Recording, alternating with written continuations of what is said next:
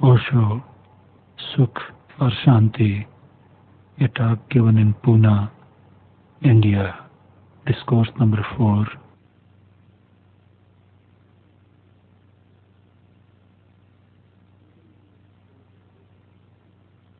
जीवन की समस्याओं पर कुछ कहूं, उसके पहले एक छोटी सी बात निवेदन कर दूं। मेरे देखे जीवन में कोई समस्या नहीं होती है। समस्याएं होती हैं मनुष्य के चित्त में। जीवन में कोई समस्या नहीं है, समस्याएं होती हैं चित्त में, मन में। जो मन समस्याओं से भरा होता है उसके लिए जीवन भी समस्याओं से भर जाता है। जो मन समस्याओं से खाली हो जाता है उसके लिए जीवन में भी कोई समस्या नहीं रह जाती। फिर भी उन्होंने मुझसे कहा कि जीवन की समस्याओं पर कुछ कहूं, तो मैं थोड़ी अड़चन में पड़ गया हूं, क्योंकि जीवन तो यही है। कुछ लोग इसी जीवन में इस भांति जीते हैं जैसे कोई समस्या न हो, और कुछ लोग इसी जीवन को अत्यंत उलझी हुई समस्याओं में बदल लेते हैं। इसलिए मूलतः सवाल, मूलतः प्रश्न व्यक्ति के चित्त और मन का है। फिर भी कैसे चित्त में समस्याएं जन्म लेती हैं और कैसे मनुष्य के जीने की विधि, सोचने के ढंग, जीवन का दृष्टिकोण, उसके विचार की पद्धतियां कैसे जीवन को निरंतर उलझाती चली जाती हैं, और बजाय इसके कि जीवन एक समाधान बने, अंततः हम पाते हैं जीवन के सारे धागे उलझ गए। बचपन से ज्यादा सुखद समय फिर जीवन में दोबारा नहीं मिलता। इससे ज्यादा दुखद और कोई बात नहीं हो सकती, क्योंकि बचपन तो प्रारंभ है। अगर प्रारंभ ही सबसे ज्यादा सुखद है तो शेष सारा जीवन क्या होगा? अगर जीवन सम्यक रूपेण जिया जाए तो अंत सुखद होना चाहिए।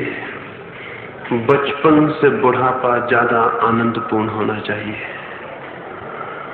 अगर जीवन सम्यक रूपेण ठीक ठीक दिशा में गति करे तो हर आने वाला दिन जाने वाले दिन से ज्यादा आनंद को लाने वाला होना चाहिए। तभी तो हम कहेंगे कि हम जिए। अभी तो जिसे हम जीवन कहते हैं, उचित होगा यही कहना कि हमने कुछ खोया और हम मरे, क्योंकि हर दिन और दुख और पीड़ा से भरता जाए। यहाँ इतने मित्र उपस्थित हैं, अगर वे सोचेंगे तो उन्हें दिखाई पड़ेगा बचपन के दिन सर्वाधिक सुख के और आनंद के दिन थे। बड़े बड़े कवियों ने गीत गाए हैं, बड़े बड़े विचारकों ने बचपन के गौरव में, गरिमा में, गीत स्वागत में बातें कही हैं। लेकिन शायद ही कोई ये विचार करता हो कि बचपन की इतनी प्रशंसा किस बात का प्रमाण है? इस बात का प्रमाण कि बात का जीवन गलत जिया जाता है। अन्यथा बचपन तो प्रारंभ है जीवन का, निरंतर और आनंद की और संगीत की और भी सुख की दिशाएं उन्मुक्त होनी चाहिए। लेकिन जरूर कुछ गलत विधियों से हम जीते होंगे, जरूर ही कुछ हम ऐसा करते होंगे जिससे जीवन एक संगीत नहीं बन पाता, वरन चिंताओं और बोझों और ऐसी दुभर समस्याओं का भार बन जाता है कि हम तो टूट जाते हैं और समस्याएं नहीं टूट पाती। हम समाप्त हो जाते हैं और समस्याएं बनी रह जाती हैं। इस संबंध में सबसे पहले तो एक छोटी सी कहानी कहूं, उससे ही बात को शुरू करूंगा। उस कहानी से ही कहना चाहूंगा कि मनुष्य के चित्त में और जीवन में सबसे पहली कौन सी अड़चन है जो उसे समाधान नहीं बनने देती और समस्याएं बना देती है। आपने सुना होगा, निरंतर ये कहा जाता है, निरंतर ये समझाया जाता है कि जो लोग धर्मों से वियुक्त हो गए हैं, जिन लोगों ने संस्कृति से अपनी जड़ें अलग कर ली हैं, जिन लोगों ने शास्त्रों और आगमों में जो कहा है उससे अपने जीवन को विरोध में ले गए हैं, वे सारे लोग दुख से भर गए हैं।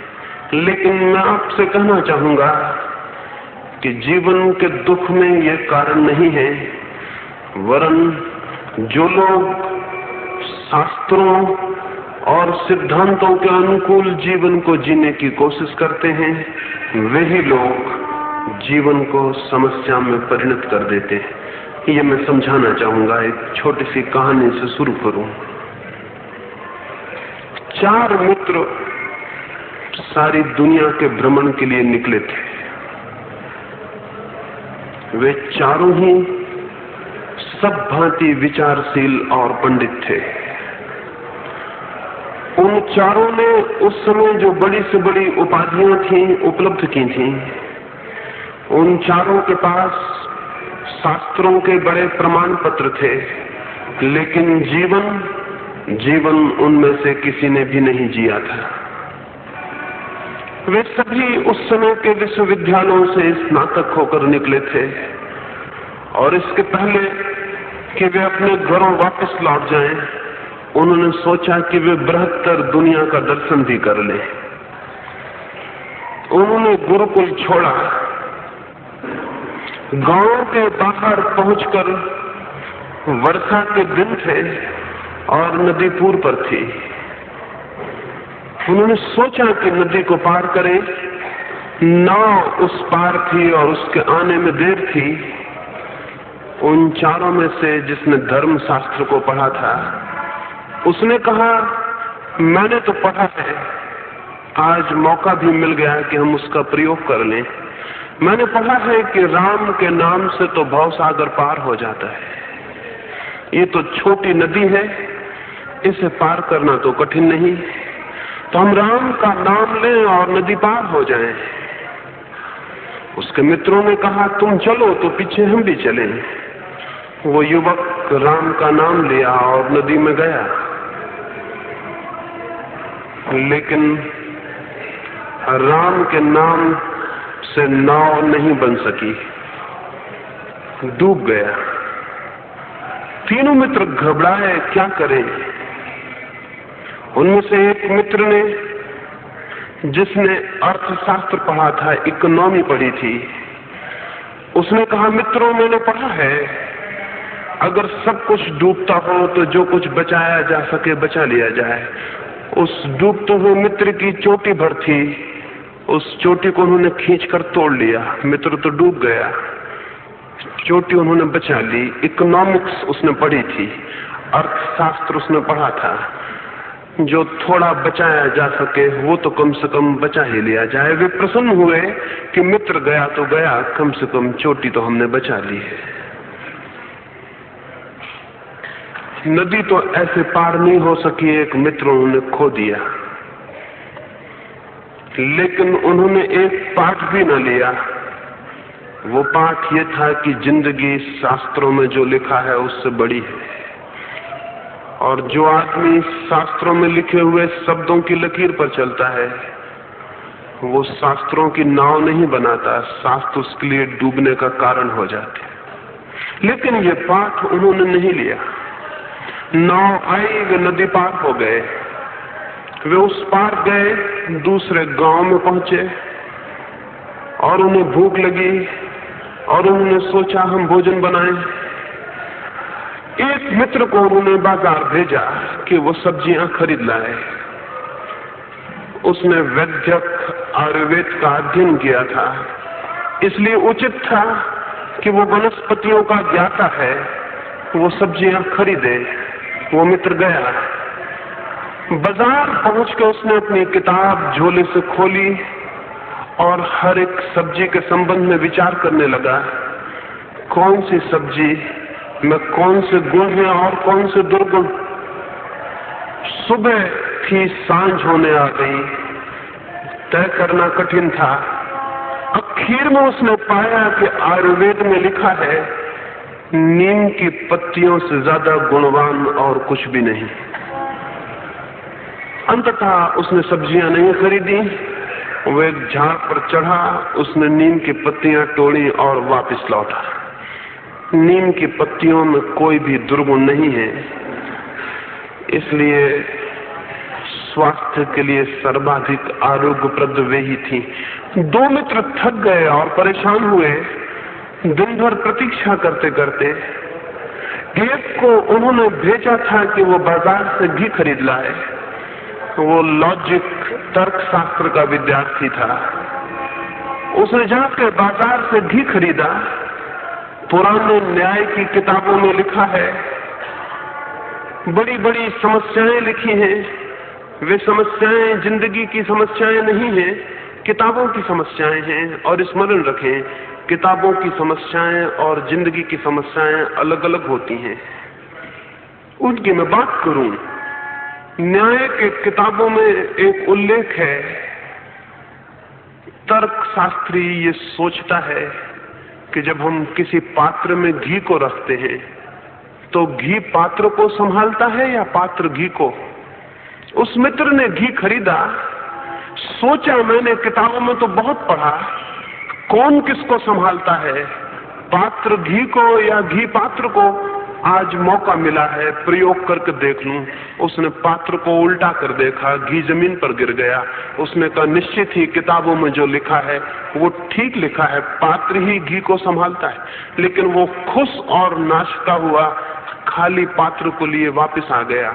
उसने आके घोषणा की कि ठीक ही लिखा है किताबों में, पात्र ही घी को संभालता है, घी पात्र को नहीं संभालता। अब तक प्रयोग नहीं किया था, आज मैंने प्रयोग किया है।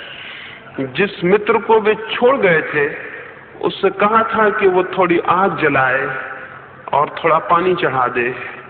थोड़ी दाल उनके पास थी, चावल उनके पास था, उसे डाल दे। उसने चावल और दाल डाली थी और पानी डाला था और आग के पास बैठ के प्रतीक्षा करता था। पानी भीतर बुदबुद की आवाज किया। वो हैरान हुआ, वो ग्रामेरियन था, व्याकरणाचारी था। हैरान हुआ कि ये बुदबुद शब्द तो कभी पढ़ा नहीं, सोचा नहीं, सुना नहीं, ये कौन सा शब्द है। उसने अपनी किताब खोली और वो खोज में लग गया, किस धातु से इसका जन्म होता, कैसे ये शब्द बनता। वो जब तक शास्त्र को खोजता था तब तक उसके दाल और चावल जल गए। ऐसे वे चार मित्र थे। उनकी कथा तो बहुत लंबी है, उससे मुझे प्रयोजन नहीं, लेकिन जिंदगी में बहुत से लोग यही करते हैं।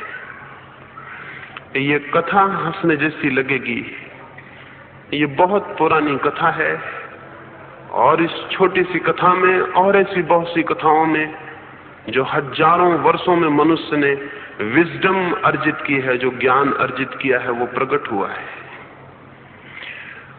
जो लोग जीवन में शास्त्रों, शब्दों और सिद्धांतों को मानकर जीना शुरू करते हैं, वे हजारों समस्याएं खड़ी कर लेते हैं। वे समस्याएं जीवन की नहीं हैं, उनके चित्त से पैदा हो जाती हैं। क्यों? जो व्यक्ति शास्त्रों और सिद्धांतों को मानकर जीना शुरू करता है, वो जीवन को जैसा जीवन है वैसा नहीं देखता, बल्कि वैसा देखता है जैसे उसके सिद्धांतों के द्वारा देखा जाना चाहिए। उसकी आंखें पक्षपातग्रस्त हो जाती हैं, उसका विचार प्रेजुडिस्ड हो जाता है, वो बंध जाता है किसी धारणा में, उस धारणा के द्वारा जीवन को देखना शुरू करता है। जबकि जीवन इतना बड़ा है, कोई धारणा, कोई सिद्धांत, कोई थ्योरी, कोई आइडियोलॉजी उसे बांधने में समर्थ नहीं। जीवन है विराट, सिद्धांत हैं बहुत क्षुद्र और छोटे, लेकिन हम सारे लोग जीवन को, जैसा जीवन है फैक्चुअल, वस्तुतः, तो वैसा देखने में तैयार नहीं होते, वरन जीवन को उन आंखों से देखते हैं जो पक्षपातग्रस्त हैं। कोई जैन की आंखों से, कोई हिंदू, कोई मुसलमान, कोई ईसाई की आंखों से जीवन को देखता है। जीवन न तो हिंदू है, न मुसलमान, न ईसाई, न जैन। जीवन तो बस जीवन है, और उस पर कोई छाप नहीं, कोई सिद्धांत और कोई शास्त्र नहीं। जीवन निपट जीवन है, लेकिन हम सारे लोग जीवन की निपटता को, उसकी वस्तुता को देखने में समर्थ नहीं होते। हमारे कुछ विचार हैं, हजारों वर्षों की परंपराएं हैं, हजारों वर्षों के सिद्धांत हैं, हजारों वर्षों के विचार हमारे मन पर हैं, उनका बोझ हमारे ऊपर है। उनके माध्यम से हम जीवन को देखने की कोशिश करते हैं, और तब अगर जीवन से हमारे सारे संबंध टूट जाते हों और जीवन की समस्याओं का हम ठीक उत्तर न दे पाते हों, तो कोई आश्चर्य नहीं, कोई आश्चर्य नहीं। क्यों? हम पहले से कुछ समाधान तैयार किए हुए हैं, उनको हम जीवन पर बिठाना चाहते हैं। हमने कुछ कपड़े तैयार कर लिए हैं, बच्चा पैदा नहीं हुआ, और हम उस बच्चे के ऊपर उन कपड़ों को बिठाना चाहते हैं। और अगर कपड़े ठीक ना पड़ते हों तो कपड़ों को काटने की हमारी तैयारी नहीं, बच्चे के ही हाथ पैर छांटने को हम तैयार हैं। हम सारे लोग जीवन को छांटने को तैयार हैं तथाकथित सिद्धांतों, शब्दों और विचार जो हमारे ऊपर परंपराएं लादती हैं, उनको दूर करने की हमारी तैयारी नहीं। इसलिए जीवन उलझता चला जाता है। जीवन जो कि बहुत सरल है, स्मरण रखें, पशुओं और पक्षियों और पौधों का जीवन भी मनुष्य से ज्यादा सरल है। पुरानी बाइबल में कथा है, मनुष्य ने ज्ञान का फल चखा और उसे स्वर्ग के राज्य से बाहर निकाल दिया गया। अजीब बात है, ज्ञान का फल चखा और स्वर्ग के बाहर निकाल दिया गया। ज्ञान के फल ने मनुष्य को बड़ी तकलीफें दी हैं।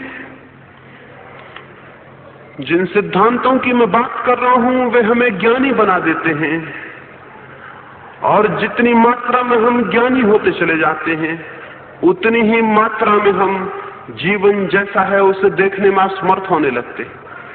तब जीवन के साथ हमारा एक संघर्ष शुरू हो जाता है। तब जीवन को मोड़ने की, जीवन को दबाने की, जीवन को जबरदस्ती किसी ढांचे में बांधने की हम चेष्टा करने लगते हैं। स्वाभाविक है कॉन्फ्लिक्ट पैदा होगी, स्वाभाविक है द्वंद्व पैदा होगा, स्वाभाविक है समस्याएं खड़ी हो जाएंगी। स्वाभाविक है, बहुत स्वाभाविक है कि जीवन को हम उलझा लेंगे। जीवन के विरोध में कोई भी खड़ा नहीं हो सकता। एक छोटे से मनुष्य की सामर्थ्य क्या है? जिस जीवन से मनुष्य पैदा होता है उसी जीवन में विलीन हो जाता है। वो अगर जीवन के विरोध में खड़ा होगा तो सिवाय इसके कि अपने लिए दुख और पीड़ाएं और चिंताएं मोल ले ले, और कुछ भी नहीं हो सकता है। तो मैं ये निवेदन करना चाहता हूं, ये जो जीवन का विराट शास्त्र है, ये स्वयं परमात्मा का बनाया हुआ है। आदमी की किसी किताब को मानकर इस जीवन को सुलझाने जो जाएगा उसका उलझ जाना स्वाभाविक है। ये परमात्मा का खुद का शास्त्र है। ये जो विराट जीवन है, इसे सीधा देखें खुली आंखों से, बीच में किताबें न हो, बीच में शब्द न हो, बीच में सिद्धांत न हो, तो इस जीवन से अद्भुत समाधान उपलब्ध होने शुरू हो जाते हैं। लेकिन हम तो उधार समाधान लेके आते हैं, और जो सतत प्रवाहशील जीवन है उसमें जड़ सिद्धांतों को लेकर खड़े हो जाते हैं।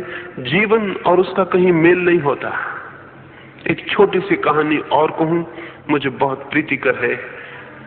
जापान में ऐसा हुआ, एक गांव में दो छोटे मंदिर थे।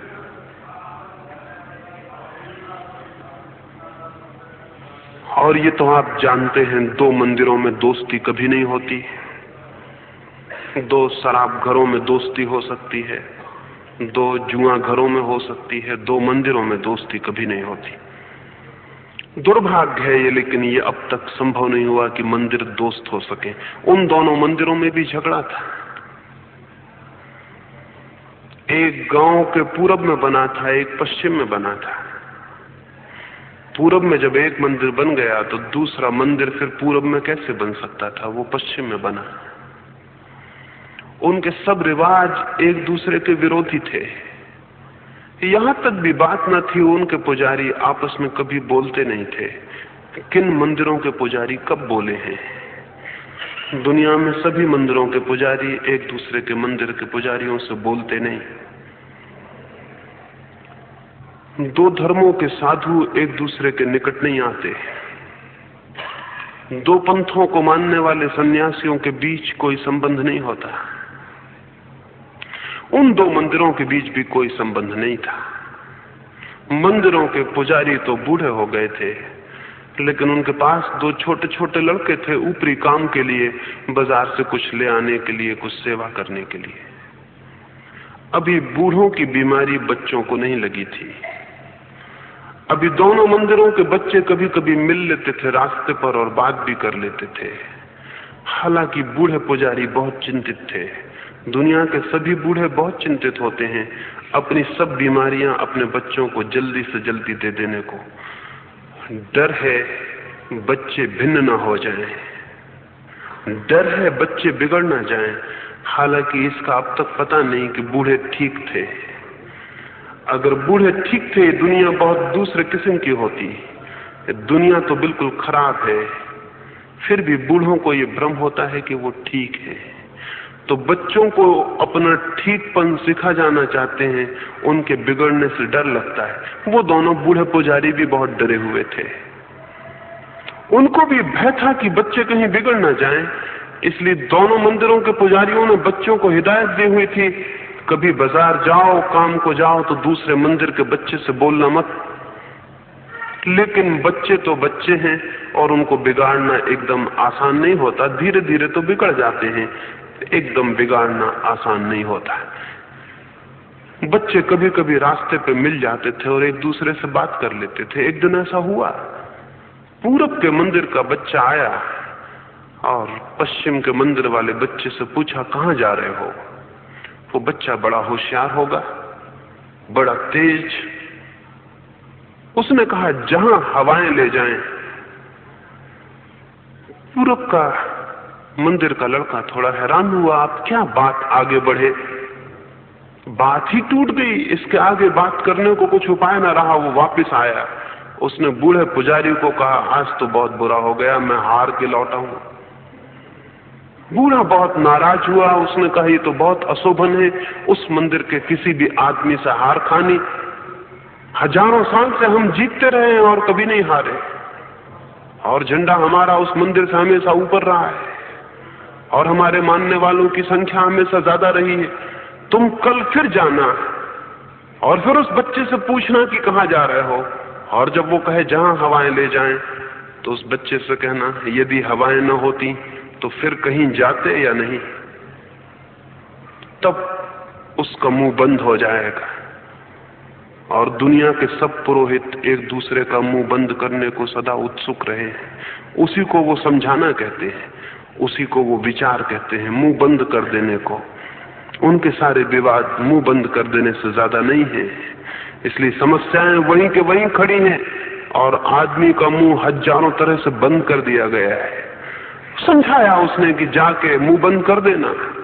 दूसरे दिन वो बच्चा फिर गया, पूछा, खड़ा हो गया। जब पश्चिम के मंदिर का लड़का वहां से निकला तो उसने पूछा, कहां जाते हो? उस लड़के ने कहा, जहां पैर ले जाएं। ये लड़का तो बहुत हैरान हुआ, बंधा हुआ उत्तर बेकार हो गया, अब क्या करे? कल उसने कहा था जहां हवाएं ले जाएं। ये तो बड़ा बेईमान और धोखेबाज निकला, इसने तो उत्तर बदल लिया। वो वापस लौटा, उसने अपने गुरु को कहा कि वो तो बहुत बेईमान है। उसने कहा, वो मंदिर हजारों साल से बेईमान है और बेईमान ही वहां जाते। वो बदल गया उत्तर। उसके गुरु ने कहा, तुम कल फिर पूछना और जब वो ये कहे कि जहां पैर ले जाएं तो तुम कहना, अगर पैर ना होते तो जीवन में कहीं जाते कि नहीं।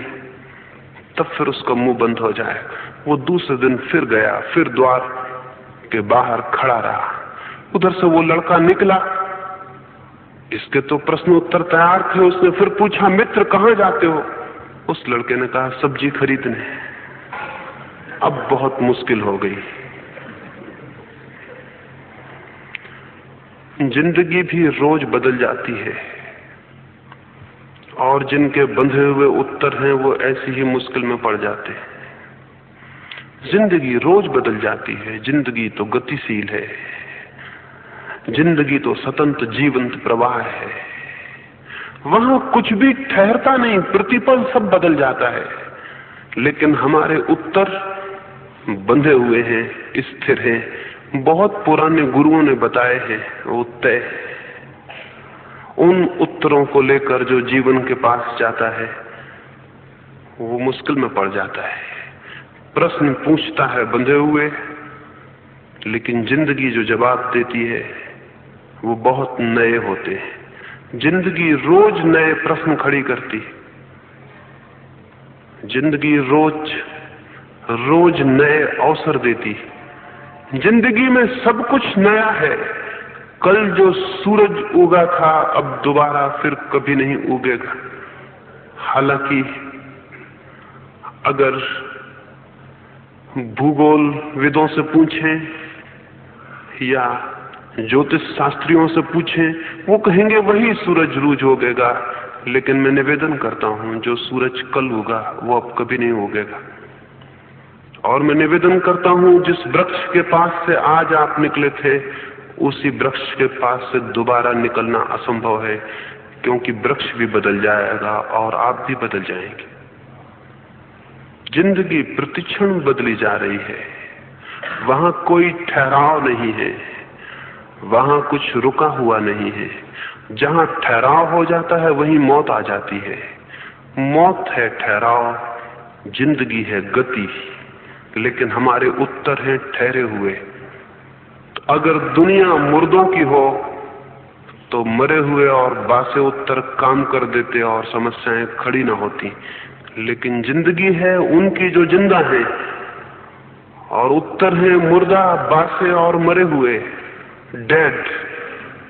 और इसलिए सब उत्तर रोज नई परेशानियां खड़ी कर देते हैं, रोज नई समस्याएं खड़ी कर देते हैं। जीवन में समाधान संभव नहीं हो पाता। वो मस्तिष्क जो उधार और बासे विचारों से भरा है, जिसने जीवन को अपनी आंखों से नहीं देखा, जिसने जीवन को पराई आंखों से देखने की कोशिश की है, जिसने जड़ और बंधे हुए और मुर्दा सिद्धांतों को अपने और जीवन के बीच में लिया है, वो मनुष्य निरंतर समस्याएं खड़ी करेगा। उसके जीवन में प्रॉब्लम्स ही खड़े होंगे, समाधान उसके जीवन में असंभव है। इसका कारण ये नहीं है कि जीवन ऐसा है, इसका कारण ये है उसका मन मुर्दा है और जीवन जिंदा। मुर्दा मन को लेके जीवन को हल नहीं किया जा सकता। किस मन को मैं मुर्दा कह रहा हूं? डेड माइंड किसको कह रहा हूं? उस मन को मुर्दा कह रहा हूं जो अतीत के भार से, बीते विचारों के भार से बोझिल है और जिसके पास अपनी कोई दृष्टि नहीं, अपना कोई विचार नहीं, अपनी कोई समझ, अपनी कोई अंडरस्टैंडिंग नहीं। आपने जिंदगी की किसी समस्या को अपनी समझ से हल करने की कोशिश की है? अपनी समझ से नहीं, अपने पिताओं की समझ से हल करने की कोशिश की होगी, और उनके भी पिताओं की, और उनके भी पिताओं की, लेकिन अपनी समझ कहाँ है? और जिसके पास अपनी समझ नहीं है, उसके जीवन में समस्याएं न हो, ये एक मिरेकल होगा, ये एक चमत्कार होगा। उसके जीवन में समस्याएं होंगी ही। जिसके पास अपनी समझ है और जिसने अपनी समझ को पैदा किया है और जिसने केवल कुछ सिद्धांतों पर विश्वास नहीं कर लिया बल्कि अपने विवेक को जगाया है और जागृत किया है, उसके जीवन में प्रतिक्षण समस्याएं जरूर आती हैं, लेकिन समस्याओं के उत्तर में उसका विवेक भी जागता है और समस्याएं हल हो जाती है। उसके लिए समस्याएं अपने विवेक के जागरण के लिए उपाय बन जाती हैं, माध्यम बन जाती हैं, मौका बन जाती हैं, और वो अंत में समस्याओं को धन्यवाद देता है क्योंकि उन्होंने ही उसे मौका दिया। उसके भीतर जो सोया हुआ विवेक था वो जागे। लेकिन हम तो विश्वास किए हुए लोग हैं, विचार करने की हमारी कोई आदत नहीं। विचार करना न हमने सीखा है और न हमें सिखाया गया है। एक यहूदी फकीर अपने छोटे से बच्चे के साथ एक बगीचे में खेल रहा था।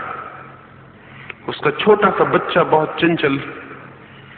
चंचल था। बच्चे चंचल होने चाहिए।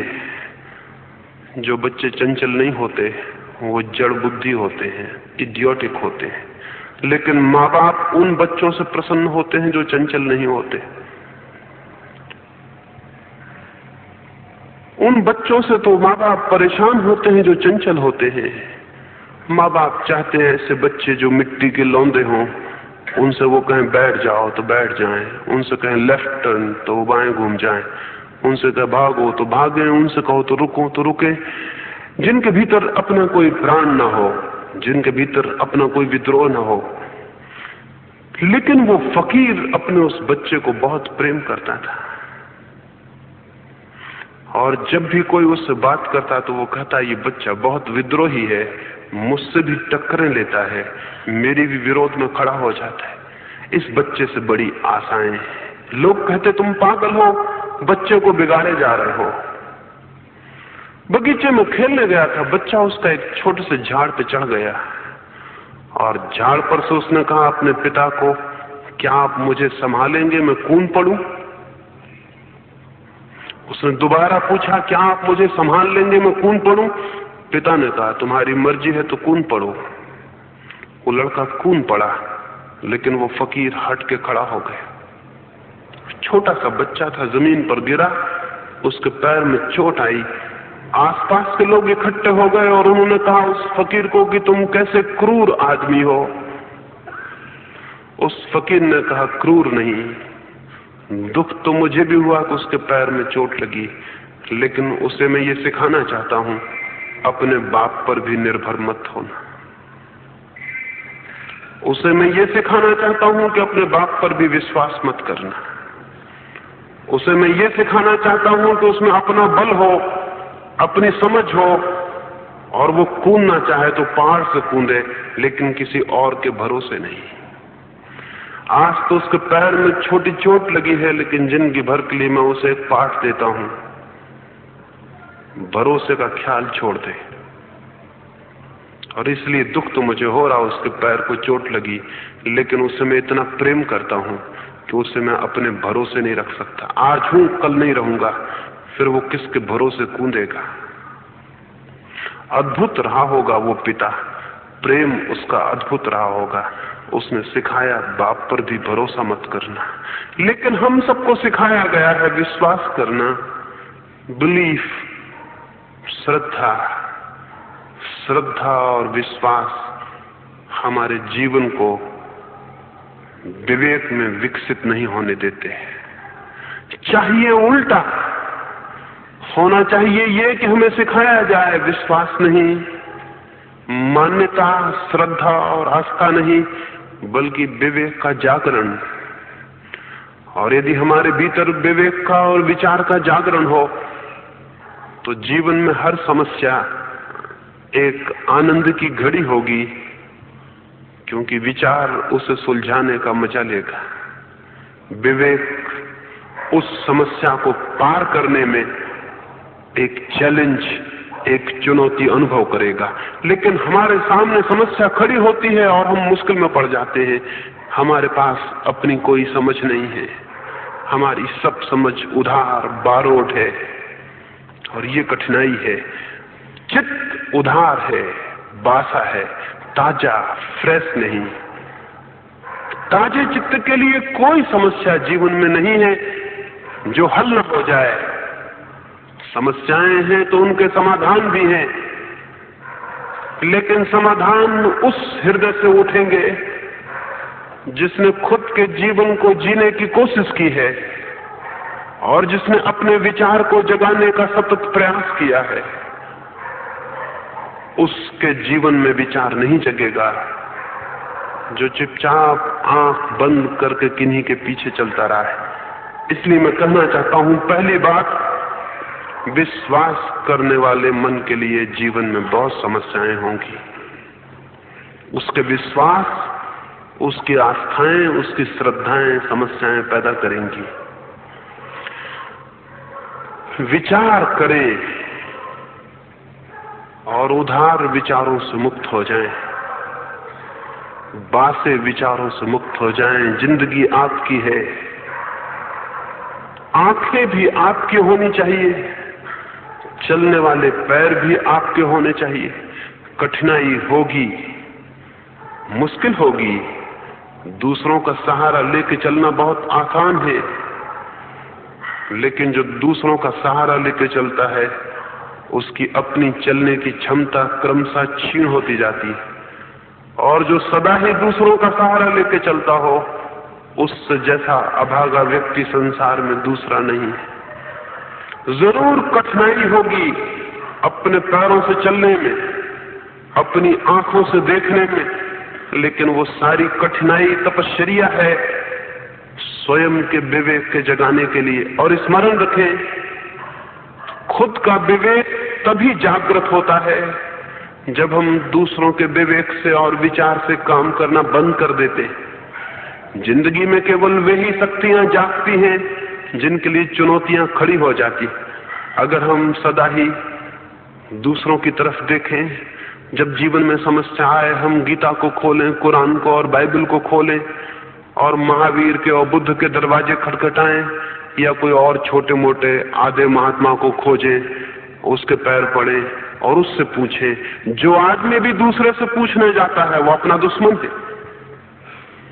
जो आदमी भी किसी और पर निर्भर करता है वो अपने भीतर विचार के जगने का एक मौका मिला था उसे खोता है। और जो बार बार मौका खोता है, धीरे धीरे उसके भीतर विचार की सोई हुई शक्ति सोई हुई रह जाती है। उसके भीतर विचार की शक्ति जागती नहीं। हर एक के भीतर है शक्ति, हर एक के भीतर छिपा है विवेक, हर एक के भीतर वो ज्योति छिपी है जो सारे अंधकार को मिटा दे। और हर एक के भीतर वो शक्ति छिपी है जिसके सामने कोई समस्या खड़ी नहीं हो सकती, और जिसके सामने सारी समस्याएं जल जाती हैं और राख हो जाती हैं। लेकिन उसे जगने का, उसे उठने का, उसे उभरने का मौका हमने कब दिया है? जो मौका नहीं देते उसे, वे उसे कैसे पैदा कर सकेंगे? फरीद नाम का एक फकीर था, एक छोटी सी नदी के किनारे रहता था। एक युवक ने आके पूछा कि मैं ईश्वर को खोजता हूं। फरीद ने कहा, मैं स्नान करने जाता हूं, मेरे साथ चले चलो। स्नान के बाद तुम्हें बताऊंगा ईश्वर की खोज। ये भी हो सकता है स्नान करने में ही बता दूं। वो थोड़ा हैरान हुआ, ये फकीर कुछ पागल सा मालूम पड़ा। स्नान करने में बताने की क्या बात हो सकती थी, लेकिन गया।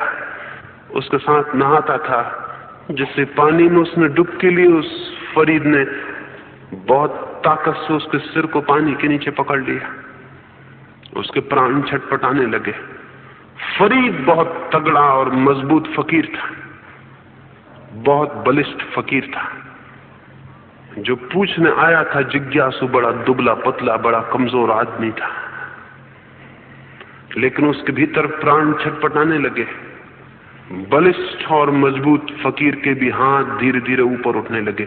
वो कमजोर आदमी अपनी सारी प्राणों की ताकत इकट्ठी करके ऊपर उठ रहा था। आखिर वो ऊपर निकल आया। फरीद उसे नीचे नहीं दबा पाया। जब वो ऊपर आ गया, घबरा गया। उसने कहा कि आप तो मुझे मारे डालते थे, मैं तो ईश्वर को खोजने आया और आप मुझे मृत्यु के दर्शन कराए देते थे। आप पागल तो नहीं हैं? फरीद ने कहा, इसका विचार तो बाद में करेंगे कि कौन पागल है, क्योंकि अब तक ये तय नहीं हुआ। क्योंकि पागल समझते हैं कि बाकी लोग पागल हैं, बाकी लोग समझते हैं कि पागल पागल है। अभी तक ये तय नहीं हो सका कौन पागल है, इसका तो विचार बाद में कर लेंगे। कहना मुझे ये है, पूछना मुझे ये है कि जब मैंने तुम्हें दबाया, तुम तो बहुत कमजोर हो, ऊपर कैसे उठाए? उसने कहा, फिर कमजोरी का कोई ख्याल भी ना रहा। जब प्राणों पर बन आई और जब श्वासें घुटने लगी और ऐसा लगने लगा कि एक क्षण और की मौत हो जाएगी, तो न मालूम किन कोनों से मेरे भीतर अपूर्व शक्ति का जागरण हो गया। सब तरफ से मुझ में ताकत आ गई और मैंने पाया कि अब मुझे कोई ताकत उठने से नहीं रोक सकती। आप मजबूत थे, लेकिन मेरे भी प्राणों की बन आई थी, इसलिए सारे प्राण इकट्ठे हो गए थे, समग्र हो गए थे और मैं उठा। फरीद ने कहा, जब तुम ऊपर उठ रहे थे तुम्हारे मन में कितने विचार थे? उसने कहा, ये क्या पूछते हैं कितने विचार? एक ही विचार था कि किस भांति फिर से श्वास ले सकूं। धीरे धीरे वो विचार भी खो गया। फिर तो एक प्राणों में अभीप्सा थी, विचार नहीं था। सारे प्राण श्वास लेने को प्यासे थे। फिर मैं उठाया, फिर मुझे पता नहीं सब कैसे हुआ।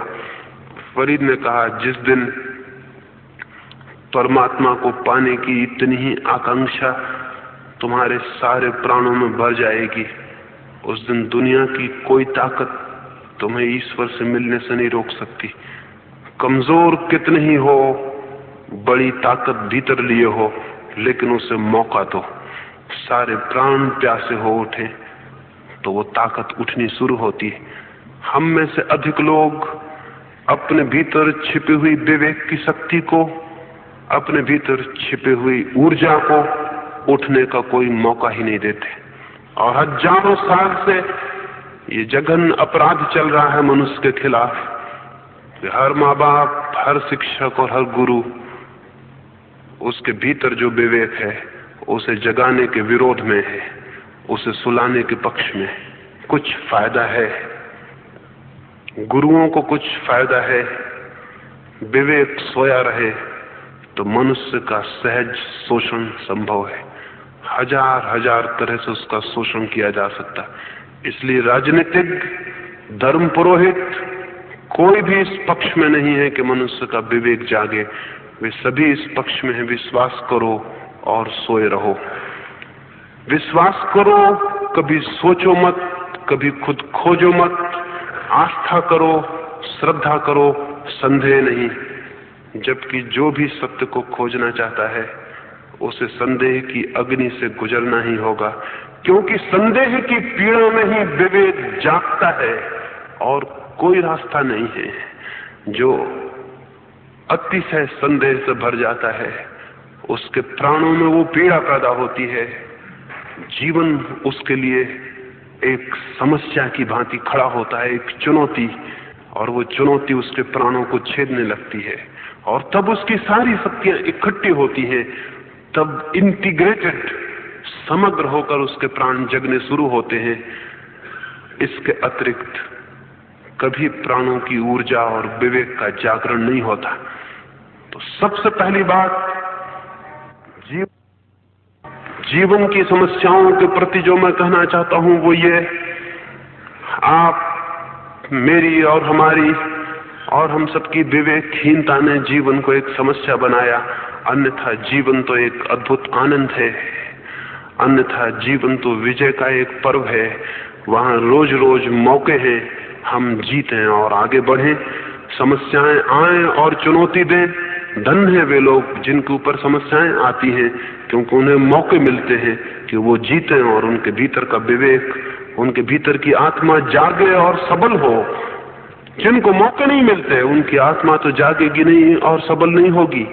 मौके तो हम सबको मिलते हैं, लेकिन हम मौके खो देते हैं क्योंकि हम उधार विश्वासों से मान जाते हैं और तब स्वयं का विवेक पैदा नहीं हो पाता। इसलिए पहली बात, विश्वास से मुक्त हो जाएं और विवेक को, स्वयं के विवेक को जगने का मौका दें।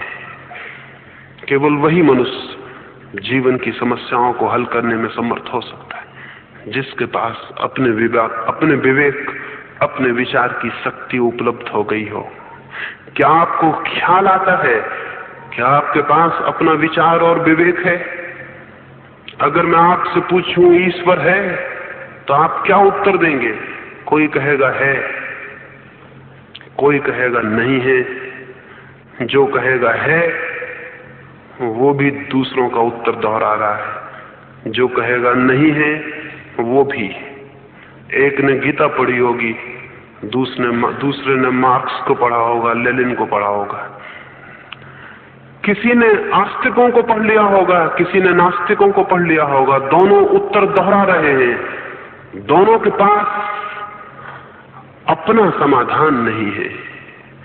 अगर आप सच में चाहते हैं कि जीवन में वो शक्ति आपके भीतर जाग जाए जिससे उत्तर मिलते हैं, समाधान मिलते हैं, तो पहला काम तो अपने मन की सफाई का करिए। घर तो रोज साफ करते हैं, कचरा रोज बाहर फेंक आते हैं, और पड़ोसी अगर आपके घर में कचरा फेंके तो उससे झगड़ा करेंगे, लेकिन आपके दिमाग में पड़ोसी रोज कचरा फेंक रहे हैं। वे पड़ोसी भी जो बहुत हजारों साल पहले मर चुके, वे भी कचरा फेंक रहे हैं। तो हजारों साल का कचरा मनुष्य के मन में इकट्ठा होता चला जाता है, उसकी सारी ताजगी नष्ट हो जाती, उसका सारा सोच समझ नष्ट हो जाता, वो उधार विचारों में जीने लगता, दूसरों की बातें दोहराने लगता। वो एक यंत्र की भांति हो जाता है जिसका काम है दोहराना, सोचना नहीं। अगर आप दोहराने वाले इस यंत्र से मुक्त नहीं होते, कोई रास्ता नहीं है कि आपकी जीवन की समस्याएं हल हो सके। गीता नहीं हल कर सकती, न कुरान हल कर सकता, न बाइबल हल कर सकती, न महावीर, न बुद्ध, न कोई दूसरा आपकी समस्याएं हल नहीं कर सकता। कोई कैसे आपकी समस्याएं हल करेगा? अगर दूसरा हल करने में समर्थ होता तो 24 जैनों के तीर्थंकर हुए, हिंदुओं के भी 24 में एक कम 23 अवतार हो गए, मुसलमानों के ईश्वर ने भी मोहम्मद को भेज दिया पैगंबर बनाकर, और ईसाइयों के ईश्वर ने तो, क्योंकि सबके ईश्वर अलग अलग मालूम होते हैं, आपस में लड़ते झगड़ते दिखते हैं, इसलिए मैं अलग अलग नाम ले रहा। ईसाइयों के ईश्वर ने तो अपने इकलौते लड़के क्राइस्ट को ही भेज दिया, लेकिन मसले कोई हल नहीं हुए। अगर ये मसले हल होने होते, ये कभी के हो गए होते, और अब आगे तो कोई गुंजाइश नहीं है, क्योंकि 25वां तीर्थंकर पैदा नहीं हो सकता अब, और मोहम्मद के बाद कोई पैगंबर की अब कोई सवाल नहीं, और ईसा के बाद ईश्वर का कोई दूसरा लड़का नहीं है जो पैदा हो जाए। तो बड़ी कठिनाई है। अगर दूसरों से हमारे जीवन की समस्याएं हल हो सकती, हल हो गई होती, कितने शास्त्र हैं, कितने सिद्धांत हैं, लेकिन कुछ हल नहीं हुआ। रोज 1000 ग्रंथ छपते हैं सारी दुनिया में, प्रति सप्ताह 7000 किताबें बढ़ती जाती, शास्त्र बढ़ते जाते, आदमी डूबता जाता और मरता जाता, और आदमी की समस्याएं भी बढ़ती जाती। तो थोड़ा चिंतनीय है, थोड़ा विचारणीय है। जितना मनुष्य की ये उधार ज्ञान की संपदा बढ़ रही है, उतना ही मनुष्य उलझा हुआ, परेशान और बेचैन होता जा रहा है, उतना ही कंफ्यूजन ज्यादा हुआ है। क्यों? ताजगी नष्ट हो गई, मन ताजा नहीं है। कैसे ताजे हो। सारे पीछे मन पर जो भी उधार है उसे बाहर कर दे, उसे हटा दे, उसे विदा दे दे, उसे मित्रता पूर्वक नमस्कार कर ले और कहें कि मुझे खाली कर दो। मैं अपने ढंग से जीना शुरू करूंगा। भूलें होंगी, निश्चित ही भूलें होंगी, लेकिन जो आदमी दूसरे के ढंग से जीता है और कोई भूले नहीं करता, उससे वो आदमी लाख गुना बेहतर है जो अपने ढंग से जीता है और भूले करता है। क्यों? क्योंकि जो अपने ढंग से जीने का कष्ट करता है, जो संकल्प करता है कि मैं अपनी बुद्धि और विवेक से जीऊंगा, वो एक ही भूल को बहुत बार नहीं कर सकता। उसका विवेक उसे उसी भूल को दोहराने देने से मना करेगा। हाँ, वो रोज रोज नई भूलें करेगा, लेकिन नई भूलें करना बहुत शुभ है। एक ही भूल को दोबारा करना बुरा है। नई नई भूलें करना बहुत शुभ है। जो जितनी ज्यादा भूलें करता है उसके जीवन में उतने ही परिपक्व अनुभव उपलब्ध होते हैं। जो आदमी भूलों से बच जाता है वो आदमी अनुभव से भी बच जाता है। कांटों के डर से फूल नहीं छोड़े जा सकते, लेकिन जो कांटों में घुसने की हिम्मत करता है वही फूल को पाने का सौभाग्य भी पाता है। इस भय से कि सिर्फ अपनी ही बुद्धि से जीने में तो बड़ी भूलें हो जाएंगी, तो मैं आपसे ये पूछता हूं कि दूसरों की बुद्धि से जी के आपने कौन सा ऐसा जीवन बना लिया है जिसमें भूलें न हो। मैं ये सारे मुल्क में अनेक अनेक मित्रों से पूछता हूं, वो मुझसे कहते हैं हम अपनी बुद्धि से जिएंगे तो बड़ी भूलें हो जाएंगी। तो मैं ये पूछता हूं कि दूसरों की बुद्धि से जी के आपने ऐसी कौन सी जिंदगी बनाई है जिसमें भूलें नहीं हो रही। सारी दुनिया और हमारी सारी जिंदगी तो भूलों से भरी है। हाँ, एक फर्क है, उन्हीं भूलों को बार बार करने से भरी है। जो व्यक्ति अपनी बुद्धि से जीना शुरू करेगा जरूर भूलें करेगा। भूलें करना बुरा भी नहीं है, लेकिन हर भूल नहीं करेगा। हर भूल जो उसने की है उसके विवेक में दिखाई पड़ेगी, छोड़ेगा। भूल तो कष्ट देती है, और अगर विवेक को जगाने की सतत चेष्टा हो तो उसी भूल को दोबारा करना असंभव है। ये भय छोड़ दें कि अगर मैं अपनी बुद्धि से जीऊं तो बड़ी भूलें होंगी। इस कारण हम कृष्ण की बुद्धि से जीते हैं, क्राइस्ट की बुद्धि से जीते हैं। लेकिन आपको पता है कि दूसरे की बुद्धि से आप जी कैसे सकते हैं? दूसरे की बुद्धि से न कभी कोई जिया है, न कभी कोई जी सकता है। जीने का एक ही रास्ता है, अपने प्राणों और अपनी बुद्धि से जीना। लेकिन हजारों साल से एक गलत शिक्षा है, और उस गलत शिक्षा ने जीवन को उलझाया है, जीवन में समस्याएं खड़ी की। पहली तो बात ये निवेदन करता हूं, स्वयं के विवेक को जगाने की सतत चेष्टा होनी चाहिए और पराये विचारों से मुक्त होने की। और दूसरा निवेदन जो इससे ही जुड़ा हुआ है, इससे ही संबंधित है, वो मैं ये करना चाहता हूं, जो लोग आदर्शों के आधार पर जीने की कोशिश करते हैं वे भी जीवन को समस्याओं में बदल लेते हैं। कोई महावीर के जैसा जीने की कोशिश करता है, कोई बुद्ध के जैसा, कोई क्राइस्ट के जैसा, और हमें सिखाया जाता बचपन से। छोटे छोटे बच्चों को यहीं से शुरुआत की जाती है कि महावीर जैसे बनो, राम जैसे बनो, कृष्ण जैसे बनो। अभी तक वो सौभाग्य की घड़ी नहीं आई कि हम हर आदमी से कह सकें कि तुम अपने जैसे बनने की कोशिश करना। अभी तक हम यही कहते रहे तुम किसी और के जैसे बनो। क्या कभी कोई मनुष्य किसी और के जैसा बन सकता है? क्या कभी इस पर सोचा, कभी विचारा, कभी गंभीरता से इस पर प्राणों की दृष्टि दी, कभी आंखें इस पर गड़ाई कि क्या एक मनुष्य दूसरे मनुष्य जैसा बन सकता है, या कभी बना? राम को मरे कितना वर्ष हुए, कृष्ण को मरे कितने वर्ष हुए? कोई 3500 वर्ष। बुद्ध को गए भी काफी दिन हुए, कोई 2500 वर्ष। महावीर को भी, क्राइस्ट को भी 2000, मोहम्मद को भी 1400 वर्ष। लेकिन कोई दूसरा राम या दूसरा मोहम्मद या दूसरा कृष्ण पैदा क्यों नहीं हो पाता? कितने लोग कोशिश करते हैं उन जैसे बन जाने की, लेकिन क्या फल होता है? कोई मनुष्य किसी दूसरे जैसा बन ही नहीं सकता। प्रत्येक मनुष्य अद्वितीय है, यूनिक है, बेजोड़ है। हर मनुष्य की अपनी गरिमा है, अपनी विशिष्टता है। हर मनुष्य अलग है, हर मनुष्य अपने ही तरह का है। ठीक उस जैसे दूसरे मनुष्य को खोजना असंभव है। लेकिन ये कोशिश, ये प्रयास कि मैं दूसरा जैसा बन जाऊं, बहुत आत्मघाती, बहुत सुसाइडल सिद्ध होता है। आत्मघाती इसलिए कि जब मैं दूसरे के जैसे बनने की कोशिश करता हूं, दूसरे का जैसा तो कभी नहीं बन पाता। अपने जैसा जो मैं बन सकता था वो बनने से वंचित रह जाता हूं, क्योंकि सारा श्रम दूसरे के जैसे बनने में व्यय हो जाता है।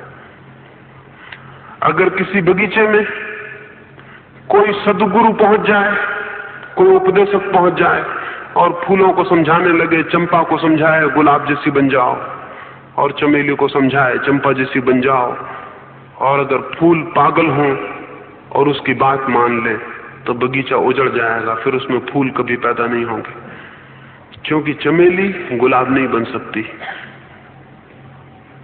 चंपा चमेली नहीं बन सकती।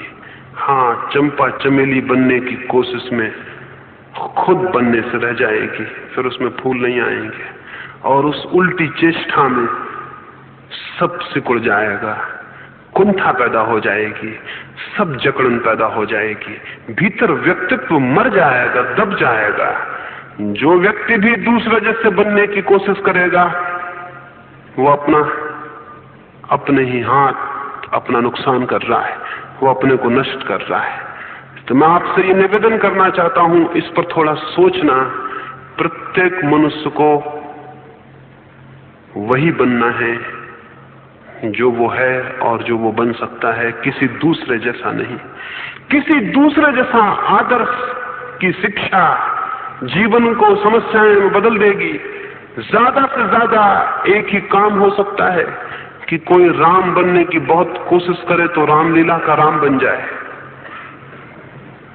और दुनिया में रामलीला के राम जितने कम हो उतना अच्छा है, क्योंकि उससे बेईमानी, धोखा और पाखंड पैदा होता है। रामलीला के राम तो कोई भी बन सकता है, लेकिन राम वो जरा कठिन बात है, कोई दूसरा नहीं बन सका। रामलीला का राम झूठा व्यक्ति है, झूठा, नाटकी। हाँ, ये हो सकता है कि कभी अगर असली राम भी सामने खड़े हों तो धोखा हो सकता है, रामलीला का राम ही ज्यादा अच्छा राम मालूम हो सकता है। ये हो सकता है, क्योंकि जो एक्टिंग करता है वो परफेक्ट कर सकता है, वो पूरी कर सकता है। जीवन कभी पूरा नहीं होता, जीवन में बड़ी भूल चूक सदा होती। असली राम में भूल चूक मिल जाएगी, लेकिन नकली राम में भूल चूक नहीं मिलेगी। तो जब किसी आदमी में बिल्कुल भूल चूक न मिले तो समझ लेना नाटक का आदमी है। असली जिंदगी में भूल चूके हैं। जिंदगी बड़ा उबड़ खाबड़ रास्ता है, ऊंचा नीचा रास्ता है। एक दफा लंदन में ऐसा हो गया, चार्ली चैपलिन का नाम सुना होगा, हंसोड़ नेता अभिनेता है, भूल से नेता निकल गया। हालांकि अभिनेता में नेता में कोई फर्क नहीं होता, तो भूल से निकल गया, ऐसे कोई फर्क नहीं होता है। एक छोटा सा फर्क होता है, अभिनेता ज्यादा खतरनाक नहीं होते, नेता ज्यादा खतरनाक होते हैं। वो चार्ली चैपलिन की बड़ी ख्याति थी। 1940 के करीब लंदन में उसके मित्रों ने एक प्रतियोगिता आयोजित की और सारी दुनिया से उन लोगों को आमंत्रित किया जो चार्ली चैपलिन का पाठ कर सके। चार्ली चैपलिन का पाठ दूसरे लोग कर सके, तो जो कुशलता से चार्ली चैपलिन बन जाएगा उसको प्रथम पुरस्कार वो देंगे। उन्होंने प्रतियोगिता की। चार्ली चैपलिन को एक मजाक सूझा। उसने सोचा मैं भी दूसरे नाम से क्यों न भर्ती हो जाऊं, प्रथम पुरस्कार तो मुझे मिल ही जाएगा, पक्का ही है, इसमें तो कोई शक ही नहीं। तो उसने दूसरे नाम से उसने भी प्रतियोगिता में फॉर्म भर दिया। उसके मित्रों को पता नहीं, वो जो उस नाटक की प्रतियोगिता में जज होने को थे उनको भी पता नहीं कि खुद चार्ली चैपलिन भी नकली नाम से आ रहा है। 100 लोगों ने भाग लिया, प्रतियोगिता हो गई, 3 लोग जीत गए, लेकिन चार्ली चैपलिन नंबर 2 आए, एक दूसरा आदमी नंबर 1 आया। ये तो बाद में दुनिया को पता चला कि चार्ली चैपलिन ने भी भाग लिया था। और तब चार्ली चैपलिन ने अपनी आत्मकथा में लिखा है कि मैं एकदम दंग रह गया जब दूसरा आदमी प्रथम आ गया मेरी ही नकल में। इसकी तो कल्पना ही नहीं की थी। अभी राम को भी पता नहीं, महावीर को भी पता नहीं, बुद्ध को भी पता नहीं, अगर कोई प्रतियोगिता हो तो उनके कई साधु सन्यासी उनसे आगे नंबर ले सकते हैं। लेकिन जिंदगी में दोबारा कोई व्यक्ति नहीं दोहरता। बड़े नए रूप, बड़े नए विकास, बड़ी नई ऊर्जाएं, बड़ी नई शक्तियां निरंतर प्रकट होती हैं। अपने साथ ये अनाचार कभी भूल कर न करें कि किसी दूसरे जैसा बनना है। फिर दूसरे जैसे बनने से उपद्रव शुरू होंगे, कठिनाइयां शुरू होंगी, आप नहीं बन पाएंगे, समस्याएं खड़ी होंगी और जीवन उलझता चला जाएगा। अपने जैसे बनने का साहस करें, इससे बड़ा कोई करेज नहीं है दुनिया में। ये कहने का सबसे बड़ा साहस कि मैं अपने जैसा हूं, बुरा या भला, सुंदर या कुरूप, और मैं अपने ही जैसा हो सकता हूं, और मुझे अपने ही भीतर जो बीज छिपे हैं उन्हीं को विकसित करना है। लेकिन इसके अद्भुत परिणाम होंगे। जो आदमी ये साहस करता है वो आदमी अपने व्यक्तित्व को गंभीरता से लेता है, वो अपने जीवन को गंभीरता से लेता है, वो अपना मूल्य करता है, वो अपनी इज्जत करता है। और मैं आपसे निवेदन करता हूं, बहुत कम लोग हैं जो अपनी इज्जत करते हैं, और जो आदमी अपनी इज्जत नहीं करता वो दुनिया में किसी और की इज्जत तो कर ही कैसे सकता है। वो आदमी अपनी इज्जत करता है जो ये कहता है कि मैं दुनिया में पैदा हुआ हूं तो मेरे भीतर जो छिपा है उसे मैं विकसित करूंगा, और मैं किसी आदर्श की नकल करने को और किसी की ट्रू कॉपी होने को नहीं हूं।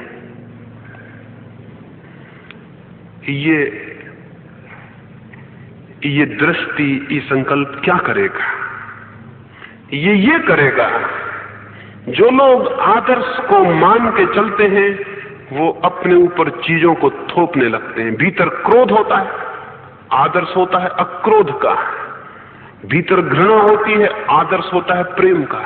भीतर अहंकार होता है, आदर्श होता है विनय का, ह्यूमिलिटी का। वो क्या करेंगे? भीतर अहंकार छिपा रहेगा, ऊपर से विनय के वस्त्र ओढ़ लेंगे, झुक के हाथ जोड़ के कहेंगे मैं तो बिल्कुल कुछ भी नहीं हूं, मैं तो ना कुछ हूं। लेकिन उनके ना कुछ कहने में भी वो घोषणा करेंगे मैं कुछ हूं। उनकी विनय में भी उनकी अहंता और अहंकार के दर्शन होंगे। सोक्रेटिस के पास एक फकीर आया, उसे कल ही एक नया कपड़ा भेंट किया था किसी ने। जब उसे कपड़ा भेंट किया जा रहा था तो सोक्रेटिस उस गली से निकल रहा था, एक नया कुर्ता उसे भेंट किया। दूसरे दिन वो आदमी मिला तो सोक्रेटिस ने देखा उसका कुर्ता बिल्कुल फटा चीथड़ा हो रहा। वो बहुत हैरान हुआ, उसने पास से जाके गौर से देखा, वही कपड़ा था जो कल भेंट किया गया था। रात भर में इतना चीथड़ा कैसे हो गया? उसने हंसने लगा देख के। वो आदमी बोला क्यों हंसते हो? उसने कहा मित्र, तुम्हारे चीथड़ों में से भी तुम्हारी असलियत झांकती है। ये नया का नया कपड़ा तुमने फाड़ के फकीर का बना लिया, इसको टुकड़े टुकड़े करके गंदा कर लिया। फकीरी इस भांति भी ओढ़ी जा सकती है। चीजें ऊपर से ओढ़ी जा सकती हैं, दरिद्र दिखने के लिए, फकीर दिखने के लिए नए कपड़े को फाड़ा जा सकता है, छेद करके उसे ओढ़ा जा सकता है, पहना जा सकता है, फिर उसका मजा लिया जा सकता है, फिर कोई फर्क ना रहा। एक आदमी बहुमूल्य कपड़े पहनने में रस ले रहा है, घोषणा कर रहा है कि मेरे पास ये कपड़े हैं, और एक फकीर कपड़े को फाड़ के घोषणा कर रहा है कि मैं कोई छोटा मोटा फकीर नहीं, बिल्कुल फटा कपड़ा पहनता हूं, बड़ा फकीर हूं, साधारण फकीर नहीं हूं। ये सारी चेष्टाएं मनुष्य के ऊपर जबरदस्ती आरोपण बनती है। भीतर हिंसा होती है, ऊपर से अहिंसा को ओढ़ लेते हैं। भीतर हिंसा की आग जलती है, लेकिन छोटी मोटी अहिंसा ऊपर से ओढ़ लेते हैं। रात खाना नहीं खाते या पानी छान के पी लेते हैं। भीतर हिंसा की आग जलती, उस आग को छिपाने के लिए सस्ती तरकीब खोज ली, बहुत सस्ती तरकीब खोज ली। इस दुनिया से अहिंसा नहीं आ जाएगी, और कोई कितना ही सारी दुनिया भी पानी छान के पीने लगे तो भी युद्ध बंद नहीं होंगे। नहीं होंगे इसलिए कि युद्ध इसलिए नहीं हो रहे हैं कि आप पानी बिना छना पी रहे हैं। युद्ध हो रहे हैं कि भीतर आग जल रही है हिंसा की, दूसरे को दुख देने की और कष्ट देने की, और दूसरे के दुख में रस लेने की। उस आग को छिपा लिया, सस्ते उपाय खोज लिए। सस्ते उपाय खोज के फिर आदमी अपने को धोखा देता, औरों को धोखा देता। जो व्यक्ति आदर्श से छुटकारा पा लेगा, उसे अपने तथ्य, अपने नेकेड फैक्ट्स, अपने नग्न तथ्य देखने को मजबूर होना पड़ेगा। उसके पास छिपने के लिए कोई उपाय ना रहा। अगर उसके भीतर हिंसा है तो उसको हिंसा ही देखनी पड़ेगी, फिर अहिंसा ओढ़ने का कोई रास्ता नहीं रहा। और अगर उसके भीतर अहंकार है तो उसे अहंकार के साथ ही जीना पड़ेगा, फिर विनीत बनने की और थोथी कोशिश करने की कोई सुविधा ना रही, फिर कोई एस्केप ना रही, फिर कोई तरकीब ना रही अपने भीतर की चीजों को छिपाने के लिए। क्या होगा तब? कभी अपने भीतर की बुराइयों के साथ सीधे खड़े होकर देखें। जो आदमी भी अपने भीतर की बुराइयों के साथ आंखें मिला के खड़ा हो जाता है, उसके भीतर बुराइयां ज्यादा देर जिंदा नहीं रह सकती, क्योंकि कोई आदमी बुराइयों के साथ जिंदा नहीं रह सकता। इसलिए आदमी अच्छाइयां ओढ़ लेता है, बुराइयां छिपा लेता है, और फिर उनके साथ जिंदा रह सकता है। छुपी हुई बुराइयों के साथ जिंदा रहना आसान है,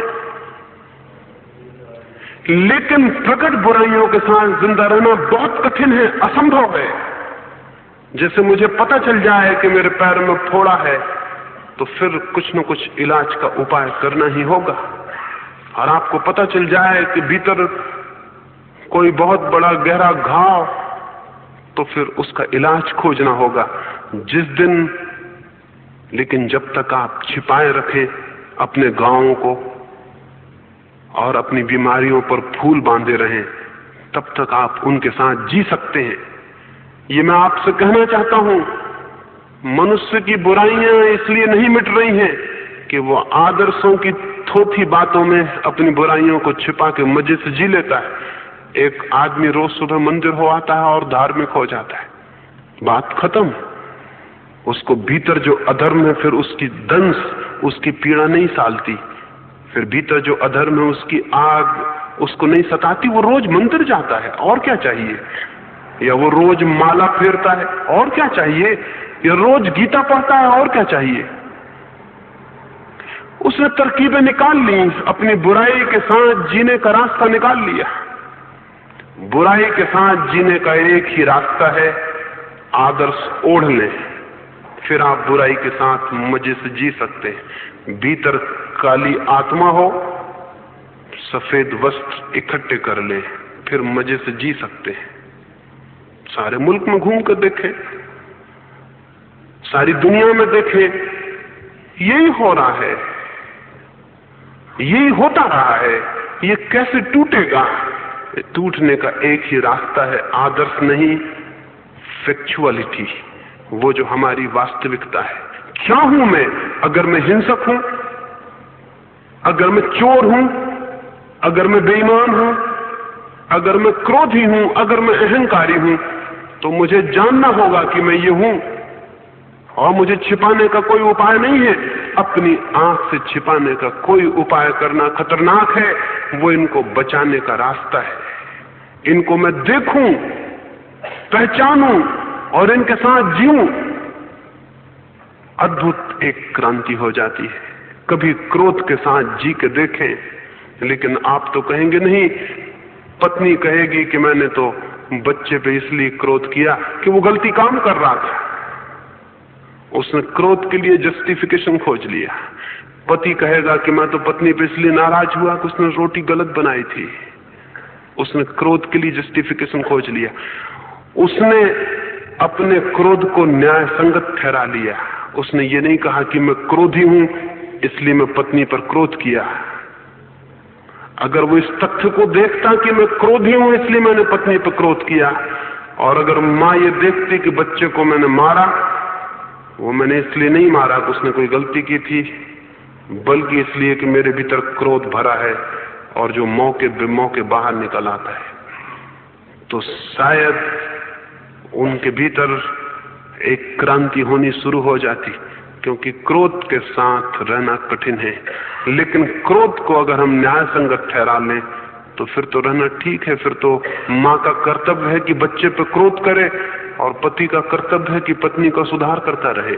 ये कर्तव्य है। फिर हम 24 घंटे चीजों को न्याय संगत बना रहे हैं, आदर्श बना रहे हैं, ढांक रहे हैं, छिपा रहे हैं, तब जीवन झूठा होता चला जाएगा। जीवन में समस्याएं बढ़ती चली जाएंगी और जीवन में दुख और चिंता गहरी होती चली जाएगी। अंतिम रूप से जीवन में जो भी है, जैसा जीवन है, उसके प्रति जागना आवश्यक है और उसके साथ जीना आवश्यक है। अपनी बुराई के साथ जीना आवश्यक है। कुछ मत करिए बुराई के साथ, सिर्फ जीने की हिम्मत करिए। और आपके भीतर क्रोध है तो समझिए कि मैं क्रोधी हूं, और इसे अक्रोध से मत ढांकिए, झूठी मुस्कुराहट ऊपर मत लाइए। क्रोध को समझाने की, जस्टिफाई करने की कोशिश मत करिए। जानिए कि मैं क्रोधी हूं। अपने भीतर तो जानिए, पूरी तरह जानिए कि मैं क्रोधी हूं, और फिर देखिए क्रोध कितने दिन रह सकता है। असंभव है, बहुत असंभव है। क्रोध फिर नहीं रह सकता ज्यादा देर। ये बोध, ये समझ, ये बीमारी का दर्शन बीमारी की मृत्यु बनने लगता है। जो बुराई भी देख ली जाती है चित्त के समक्ष हो जाती है, चित्त की शक्ति उसे मिटाना शुरू कर देती है। जैसे किसी घर में हम दिया जलाएं और दिया जलाते ही अंधेरा विलीन हो जाए, ठीक ऐसा ही जो व्यक्ति अपनी हर बुराई के समक्ष अपने विवेक के दिए को जला के खड़ा हो जाता है, उसकी बुराई जल जाती है, नष्ट हो जाती है। अब तक जिन लोगों ने भी जीवन में क्रांति की है, कभी भी कोई आदमी क्रांति करेगा, वो आदर्श को बाहर से थोप के क्रांति नहीं करता, भीतर विवेक के दिए को जलाता है। दिए के जलते ही भीतर का अंधकार टूटने लगता है और नष्ट होने लगता है, और एक आलोकित, एक नए व्यक्ति का जन्म शुरू हो जाता है। 3 सूत्र मैंने कहे, विश्वास नहीं, विवेक,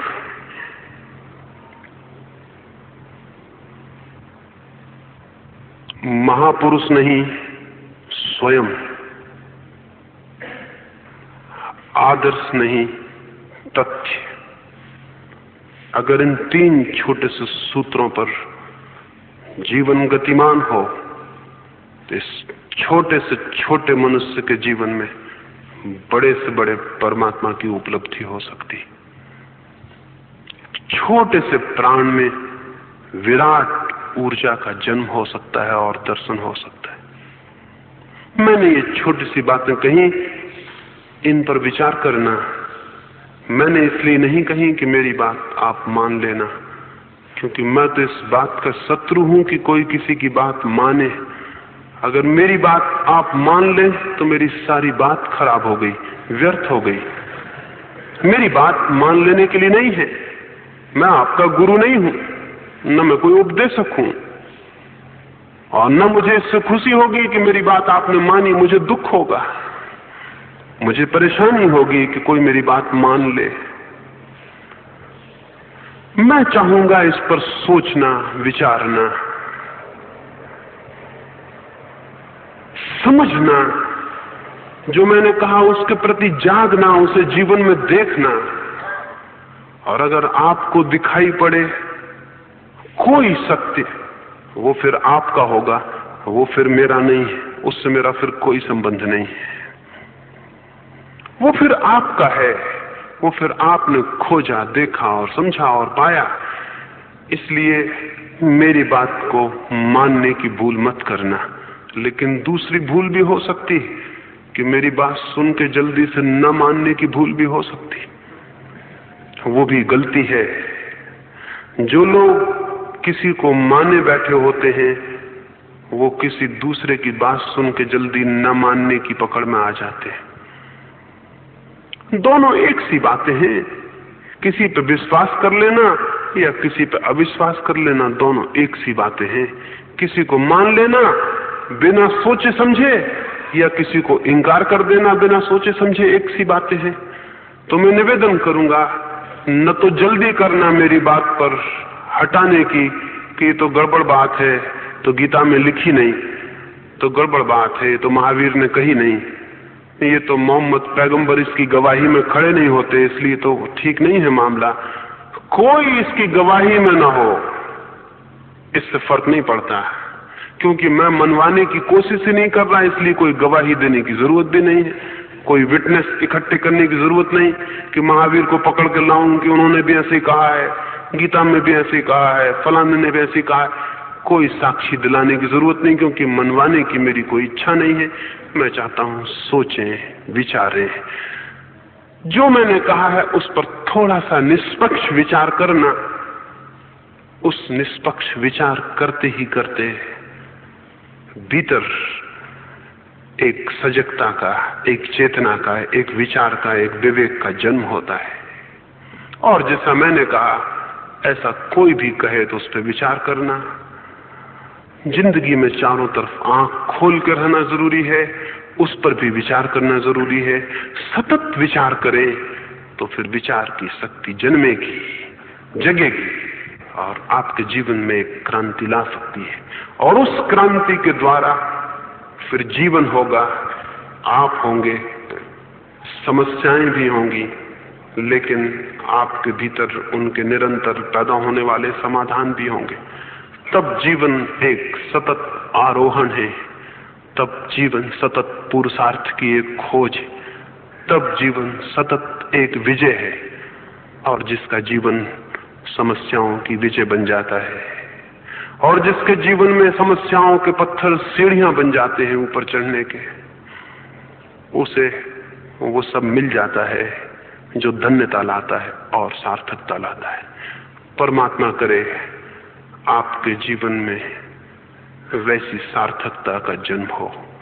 मेरी बातों को और बहुत सी ऐसी बातों को जिनको मीठा नहीं कहा जा सकता, इतने प्रेम, इतनी शांति से सुना है, उसके लिए बहुत बहुत अनुग्रहित हूं। अंत में आपके भीतर बैठे परमात्मा को प्रणाम करता हूं। मेरे प्रणाम स्वीकार करें।